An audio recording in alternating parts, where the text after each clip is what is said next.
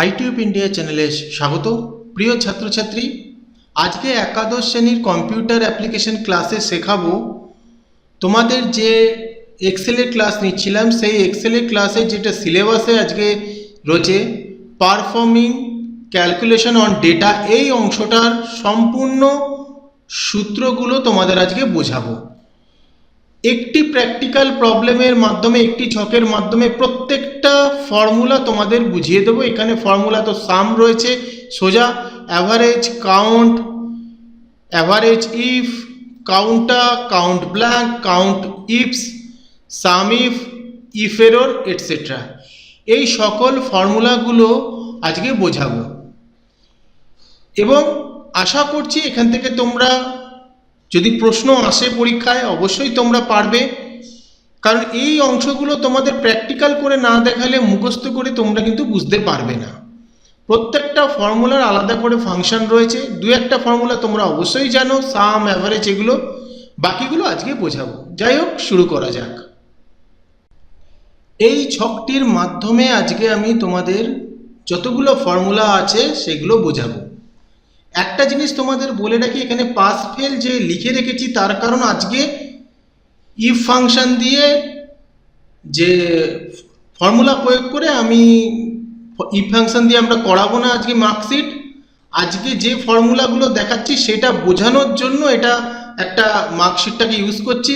তবে marksheet calculation পরবর্তী ক্লাসগুলোতে আমি করাবো, যেখানে ইফ ফাংশন থাকবে, অর থাকবে, অ্যান্ড থাকবে, সেই দিয়ে। আজকে শুধু যে ফর্মুলাগুলো সিলেবাসে আলাদা করে রয়েছে সেটা বোঝানোর জন্য আমি এই ফলাফলটা আমি এখানে লিখেছি। এটা ডাইরেক্ট আমি লিখেছি, কোনো ফর্মুলা ইউজ করিনি।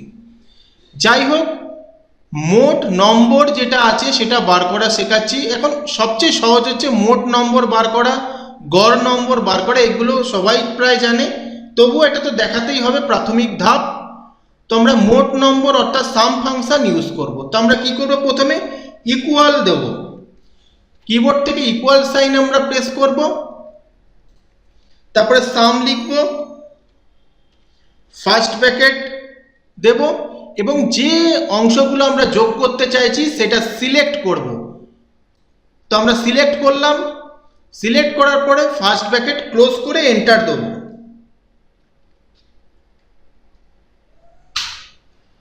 দেখো এখানে কমপ্লিট হয়ে গেল সাম করা। তো আমরা এই যে ফিল হ্যান্ডেল দিয়ে ড্র্যাগ করে নেব, প্রত্যেকটা কমপ্লিট হয়ে যাবে। এবার আমরা শিখব অ্যাভারেজ করা। তো ইকুয়াল সাইন দেব, আমরা প্রথমে ইকুয়াল সাইন দিয়ে অ্যাভারেজ লিখব। অ্যাভারেজ লেখা হয়ে যাওয়ার পরে দেখবে ফার্স্ট ব্র্যাকেট দেবে এবং যে সেলগুলোর নাম্বারগুলো আমরা অ্যাভারেজ করতে চাই সেগুলো সিলেক্ট করব। আমরা বাংলা, ইংরেজি এবং গণিতের নাম্বারগুলো অ্যাভারেজ করছি, তাহলে সেটা সিলেক্ট করে নিলাম এবং ফার্স্ট ব্র্যাকেট দিয়ে এন্টার দেব।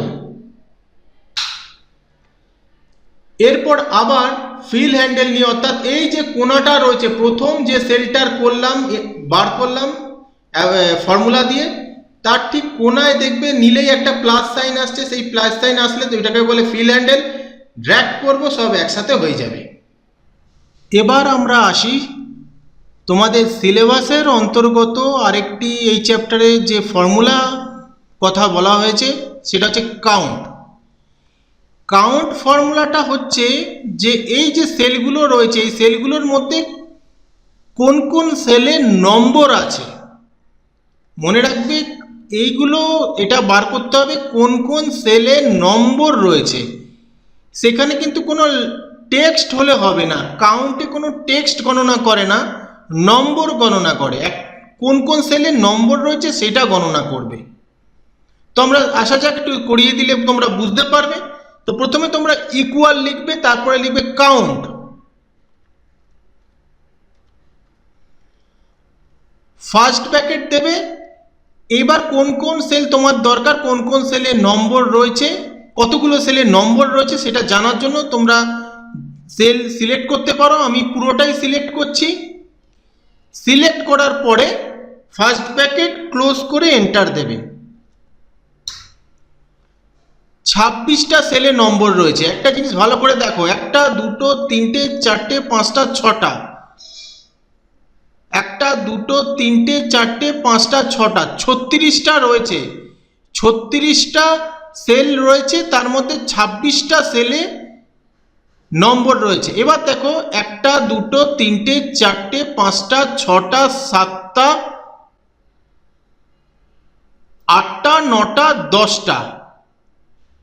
10টা সেলে কিন্তু নম্বর নেই। দেখো এখানে 26, 26 আর 10 36, মোট 36টা সেল ছিল, তার মধ্যে 26টার মধ্যে সংখ্যা রয়েছে। 10টা গুণে দেখলাম 10টার মধ্যে সংখ্যা নেই। অর্থাৎ এই ফর্মুলা শুধুমাত্র সংখ্যা গণনা করে, কোন কোন সেলে সংখ্যা আছে সেটা গণনা করে। এই নয় যে কোন সেলে তথ্য রয়েছে সেটা না।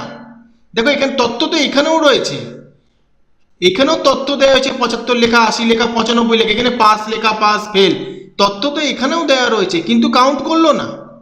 এটা শুধু কাউন্ট করবে সেটা যেখানে সংখ্যা শুধু রয়েছে, অর্থাৎ এই সেল, এই সেল, এই সেল, এইগুলো। এটাও করবে না, জিরো করবে তারা, কিন্তু এইগুলো করবে না, এখানে করবে না, এইটা করবে না।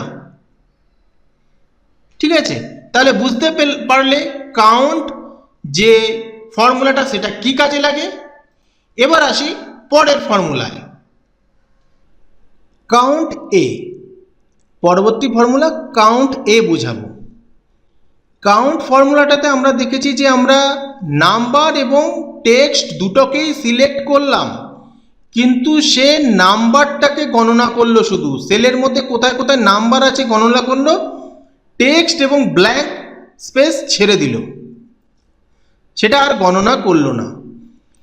কাউন্ট এ ফর্মুলাটা কি? কাউন্ট এ ফর্মুলা হলো সকল টেক্সট এবং সংখ্যা, সকল সেল সিলেক্ট করবে, সকল সেল গণনা করবে, শুধু ব্ল্যাঙ্ক সেল গণনা করবে না। অর্থাৎ যে যে সেলগুলো পূর্ণ রয়েছে সেগুলোকেই সে গণনা করবে, বাকি যে ব্ল্যাঙ্ক সেল সেটা গণনা করবে না। সে সেলের মধ্যে টেক্সট থাক বা নাম্বার থাক, সবকটাই সে গণনা করবে। এবার করে দেখি ফর্মুলাটা কি হয়। ইকুয়াল সাইন দেবে, যে কোনো ফর্মুলা শুরু করতে খুব ভাইটাল কোশ্চেন আসে এটা।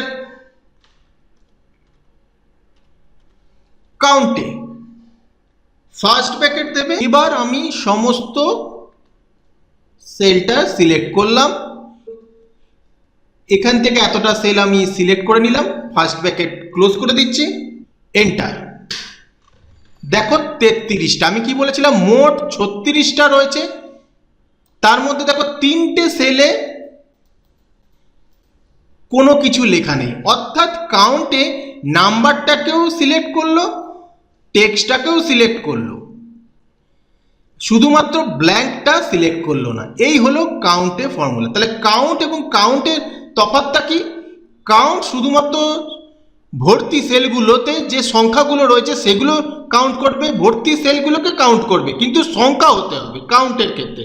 আর কাউন্ট এ ভর্তি সেলগুলোকে গণনা করবে, সেখানে টেক্সট থাকুক বা নাম্বার থাকুক উভয়কেই সে গণনা করবে, শুধু ব্ল্যাঙ্ক গণনা করবে না। কাউন্ট যে ফর্মুলা সেটাও ব্ল্যাঙ্ককে গণনা করছে না, কিন্তু টেক্সটটাকেও গণনা করছে না, শুধুমাত্র সংখ্যাগুলো, যে সেলগুলোতে সংখ্যা আছে সেটাকে গণনা করছে। আর কাউন্ট এ টেক্সট এবং নাম্বার, যে সেলগুলোতে টেক্সট রয়েছে, যে সেলগুলোতে নাম্বার রয়েছে, সবকটাকে গণনা করছে, শুধুমাত্র ব্ল্যাঙ্ক সেলগুলোকে গণনা করছে না। এই হলো তফাৎ কাউন্ট এবং কাউন্ট এ ফর্মুলা। এরপরে আসি পরবর্তী ফর্মুলায়, কাউন্ট ব্ল্যাঙ্ক। পরবর্তী ফর্মুলা হচ্ছে কাউন্ট ব্ল্যাঙ্ক। কাউন্ট ব্ল্যাঙ্কের কাজ হলো এখানে কটা ব্ল্যাঙ্ক সেল আছে সেটা সিলেক্ট করা, সেটা গণনা করা। তো আমরা এখানে কাউন্ট ব্ল্যাঙ্ক লিখছি ইকুয়াল টু দিয়ে,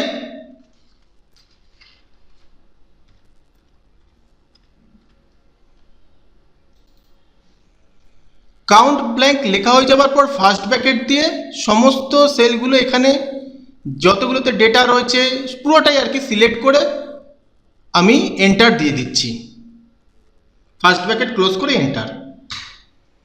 দেখো 3 লেখা রয়েছে কাউন্ট ব্ল্যাঙ্ক। এই এতটার মধ্যে ভালো করে দেখো, এখানে কিন্তু 3খানা সেল আছে যেখানে কোনো তথ্য নেই।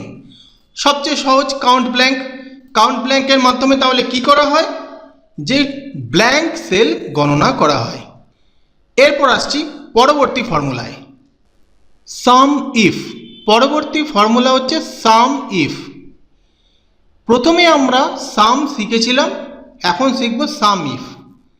এখানেও তোমাদের সামেশানই করতে হবে, কিন্তু কোনো কিছু না কিছু একটা ক্রাইটেরিয়া তোমাদের দিয়ে দেবে, সেই ক্রাইটেরিয়াটাকে তোমাদের মেনে চলতে হবে। ধরো একটা সিম্পল ব্যাপার, যারা পাস করেছে তাদের মোট নাম্বারের যোগফল করো। এই যে যারা যারা পাস করেছে তাদের যে মোট নাম্বার যোগফল হয়েছে, তাদের নাম্বারগুলো যোগ করে দেখো যারা পাস করে তাদের মোট কত নাম্বার হয়েছে, এরকম একটা। অথবা যারা ফেল করেছে তাদের মোট নম্বর যোগ করো। অর্থাৎ সাম আর সাম ইফের তফাৎ কি, দুজনেই যোগ করবে, কিন্তু সাম ইফে একটা ক্রাইটেরিয়া থাকবে। তো দেখে নাও ফর্মুলাটা কিভাবে আমি করছি। তো প্রত্যেকটা ফর্মুলার মতন এখানেও ইকুয়াল সাইন আমি দিচ্ছি। তো ইকুয়াল সাইন দেওয়ার পরে সাম লিখবে, সামের পরে ইফ লিখবে। যেগুলো সিলেবাসে আছে আমি কিন্তু সেগুলো করাচ্ছি, এছাড়াও অনেক রয়েছে, কিন্তু যেগুলো সিলেবাসে আছে সেগুলোই আমি দিচ্ছি, এখান থেকেই পরীক্ষায় আসে। তো সাম ইফের প্রথমে সাম ইফ লিখলাম, তারপরে ফার্স্ট ব্র্যাকেট দিলাম, তারপরে রেঞ্জ সিলেক্ট করব, পাস ফেলের এই যে রেঞ্জটা সিলেক্ট করে নেব। আমাদের যে ক্রাইটেরিয়া করতে হবে, যে সেলটা থেকে আমরা ক্রাইটেরিয়া নেব, ক্রাইটেরিয়া সেলটার পুরোটা সিলেক্ট করব, সিলেক্ট করে কমা দেব। কমা দেওয়ার পরে ডবল ইনভার্টেড কমার মধ্যে লিখব, ধরো যারা যারা পাস করেছে তাদের টোটাল যদি করতে চাই, তো ডবল ইনভার্টেড কমার মধ্যে আমরা পাস লিখব। মনে রাখবে এক্ষেত্রে এখানে যে বানান রয়েছে সে বানান কিন্তু মেনটেন করতে হবে। ডবল ইনভার্টেড কমা দেবে, লিখলাম, এবার ডবল ইনভার্টেড কমা ক্লোজ করে আবার কমা দেবে। এবার তোমাকে মোট নম্বরের সেলটা সিলেক্ট করতে হবে। এই যে মোট নম্বর, আমরা এটা পুরো রেঞ্জটাকে সিলেক্ট করছি, মনে রাখবে পুরো রেঞ্জটাকেই সিলেক্ট করতে হবে। তো এখানেও প্রথমে যখন আমরা সিলেক্ট করলাম এই ফলাফলের পুরো রেঞ্জটাকেই সিলেক্ট করলাম, তারপরে ক্রাইটেরিয়া দিলাম, তারপরে সাম রেঞ্জ, এই যে সাম রেঞ্জ রয়েছে এটা পুরোটা সিলেক্ট করে ফার্স্ট ব্র্যাকেট ক্লোজ করে এন্টার করে দেবো। এই এন্টার ফার্স্ট ব্র্যাকেট ক্লোজ করলাম, এন্টার প্রেস করলাম, দেখো 828। যারা যারা পাস করেছে তাদের মোট নম্বর হচ্ছে 828। এখানে দেখো যোগ করে দেখবে 888 আসছে যারা পাস করেছে। দেখো 250, 160, 263, দেখো যোগ করে দেখবে 2, 3, 4, 5, 6, হ্যাঁ ঠিকই আছে, 828 হচ্ছে। তো এই হলো সাম আর সাম ইফের তফাৎ। এবার আসছি পরবর্তী ফর্মুলায়, অ্যাভারেজ ইফ। পরবর্তী ফর্মুলা, এক্ষেত্রে বলতে পারি ধরো তাদের ধরো একটা এক্সাম্পল দিচ্ছি, গণিতে যারা 50-এর বেশি পেয়েছে তাদের গড় নাম্বার বার করো, এরকম একটা ব্যাপার। প্রথমে অ্যাভারেজ আমরা কি বার করেছি, এই যে এখানে অ্যাভারেজ বার করেছি সকলের, ঠিক আছে, সকলের অ্যাভারেজ বার করেছি। সেখানে 50-এর ওপরেও আছে, 50-এর নিচেও আছে, 0ও রয়েছে। তো এবারে আমরা জানবো যারা যারা 50-এর বেশি পেয়েছে তাদের গড় নাম্বার কত। এরকম যদি কন্ডিশন থাকে সেটা অ্যাভারেজ ইফ দিয়ে করতে হবে। তো আমরা শুরু করি। এখানে ইকুয়াল টু লিখছি,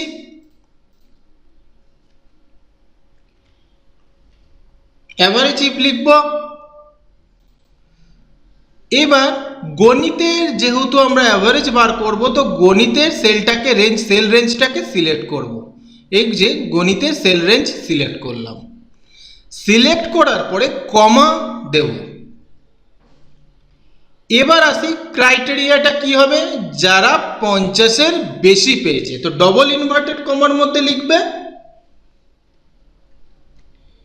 50-এর বেশি, তাই গ্রেটার দ্যান সাইন দেবে, 50 লিখবে, ডবল ইনভার্টেড কমা দেবে, আবার দিয়ে ফার্স্ট ব্র্যাকেট দিয়ে এন্টার প্রেস করবে। দেখো, যারা যারা গণিতে 50-এর ওপরে পেয়েছে তাদের গড় নাম্বার বেরিয়ে গেল 79। তো এইভাবে আমরা অ্যাভারেজ ইফের ব্যবহার করে থাকি। তাহলে পরবর্তী ফর্মুলায় আসা যাক। কাউন্ট ইফস পরবর্তী ফর্মুলা। তোমাদের সিলেবাসের যে ফর্মুলাগুলো রয়েছে তার মধ্যে অন্যতম প্রধান ফর্মুলা কাউন্ট ইফস। কাউন্ট করেছি, কাউন্ট এ করেছি, কাউন্ট ব্ল্যাঙ্ক করেছি, এবার কাউন্ট এ, কাউন্ট ইফস। কাউন্ট ইফসের ব্যাপারটা হলো এটা সেই সেলগুলো কাউন্ট করবে যে সেলগুলোর ওপরে ক্রাইটেরিয়া দেওয়া থাকবে। ধরো, যারা যারা পাস করেছে এবং গণিতে 80-র ওপরে নাম্বার পেয়েছে তাদের সংখ্যা কাউন্ট করো, সেসব স্টুডেন্টের কটা হয়েছে কাউন্ট করো। তো এখানে দুটো ক্রাইটেরিয়া রয়েছে, এক তো পাস করতে হবে, 2 নম্বর ক্রাইটেরিয়া গণিতে 80-র ওপরে পেতে হবে। তো পাস করতে হবে যেহেতু, তাই ফলাফলের রেঞ্জ আমাদের দরকার। গণিতে 80-র ওপর নাম্বার লাগবে, তাই গণিতের রেঞ্জটা দরকার, সেলের রেঞ্জ দরকার। তো আমরা শুরু করি। ইকুয়াল টু দেবে, কাউন্ট ইফ লিখবে, ইফস লিখবে, কাউন্ট ইফ আলাদা, কাউন্ট ইফস আলাদা। যেহেতু সিলেবাসে কাউন্ট ইফসের কথা বলা হয়েছে তাই আমি সিলেবাসের গুলো নিয়ে আলোচনা করছি। কাউন্ট ইফস আমরা লিখে নেব বা এখান থেকে সিলেক্ট করে নেব। এরপরে আমরা প্রথম যে ক্রাইটেরিয়া রয়েছে সেটা হচ্ছে পাস করা, প্রথমে পাস করতে হবে এবং পাস করবে যারা তাদের 90-80-র ওপরে গণিতে পেতে হবে। তো পাস যেহেতু একটা ক্রাইটেরিয়া রয়েছে তাই পাস ফেল রেঞ্জটাকে আমরা সিলেক্ট করলাম, কমা দিলাম, একটু স্পেস দিচ্ছি, দিয়ে ডবল ইনভার্টেড কমার মধ্যে পাস লিখবে, ডবল ইনভার্টেড কমা ক্লোজ করবে, কমাতে একটু স্পেস দিতে পারো, না দিলেও কোনো অসুবিধা নেই, কিন্তু কমা অবশ্যই দিতে হবে।